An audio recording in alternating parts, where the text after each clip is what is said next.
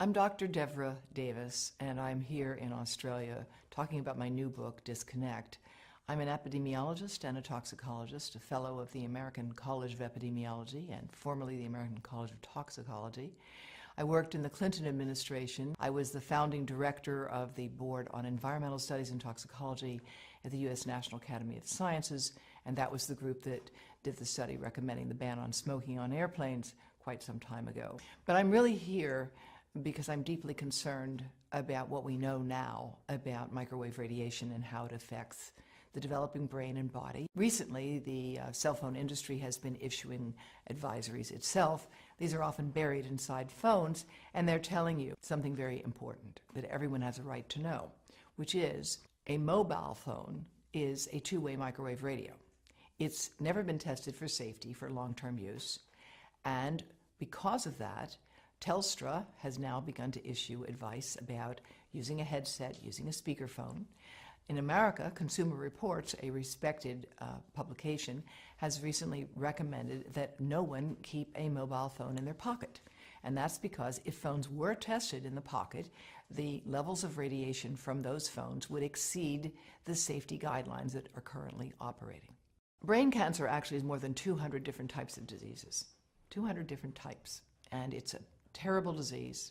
Most people don't survive it. Their lives are shortened by it. What we know about it is that ionizing radiation causes it.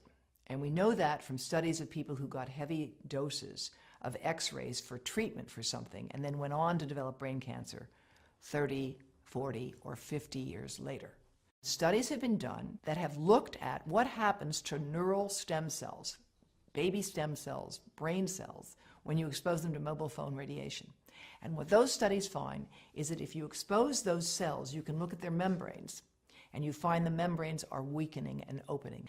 And all of these tests have experimentally indicated that mobile phone radiation can damage human brain cells, and it causes more damage to young human brain cells than to old human brain cells. Because when you put that phone here, your head is the antenna, and half of the radiation from the phone gets into you. That's the modeling work that we've done at Environmental Health Trust, which shows that a young brain will absorb the radiation almost all the way through the eye of a 3-year-old, and even an adult 34-year-old, it will still get into this part.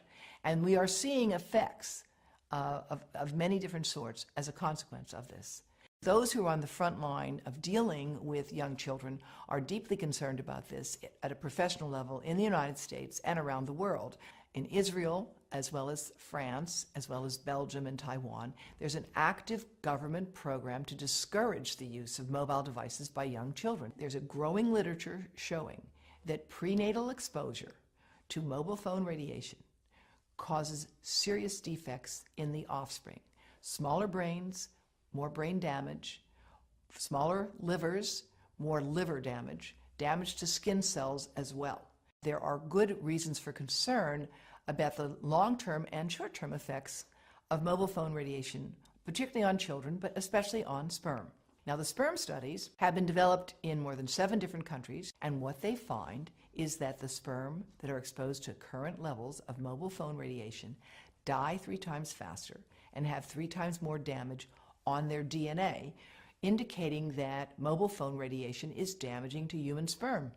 More than 100 scientists have joined with me and with the chief of obstetrics and gynecology at Yale University Medical School. We have put together the Baby Safe Project, and they are handing out information to every pregnant woman that walks into Yale New Haven Medical Center, $4,500 a year, telling them how and why they need to avoid exposing the pregnant abdomen to mobile phone radiation. The breast cancer story in mobile phones is complex, as breast cancer is a complicated disease.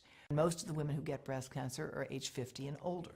However, growing numbers of young women are developing this disease who don't have any of the inherited risk factors for it at all, who have no family history of it, but they have one thing in common. They have all stored a mobile phone right in their bra.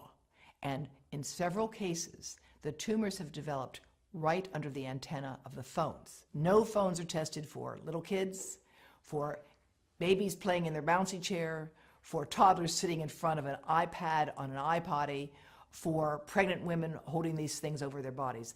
There are no tests of radiation absorption. That's why we at Environmental Health Trust are doing that modeling now, and we would like to work, of course, with industry to further validate our models. But it's really critically important that we do this research, that we train people in this field, and that in the meantime, we join with other countries around the world, giving people safety information. You have a right to know that that mobile phone is a two-way microwave radio and should not be kept close to your testicles or your ovaries or your heart or your brain. And where we are with this issue today is where we were with cars and seatbelts. Australia has led the world in requiring seatbelts. It is leading the world with respect to handguns, and it can lead the world with respect to the right to know about mobile phone radiation. I'm very proud that Dr. Charlie Teo has issued a call for Australia to implement its current laws. You don't need a new law here. You've got the laws you need. You just need to implement them to give people the right to know about mobile phone radiation. And again, I'm delighted that Telstra's taken the first step. I think Arpanza actually does have information on their website about how to reduce radiation by keeping your calls short and telling you how to use a headset and a speakerphone.